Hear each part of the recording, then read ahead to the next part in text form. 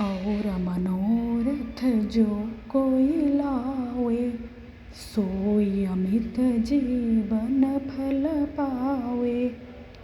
जीवन रे आमे समस्ते किछि ना किछि स्वप्न को नहीं बंची थाउ। केही सफलता चाहे, केही शांति चाहे, केही भल पाइबा और सुरक्षा चाहे।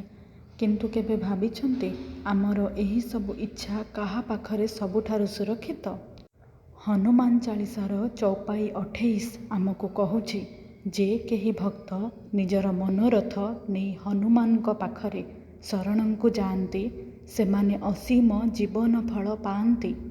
श्री हनुमान केवल इच्छा पूरण करती नहीं, से आमको शक्ति दियंती, साहस दियंती एवं जीवन रे ठीक रास्ता देखांती।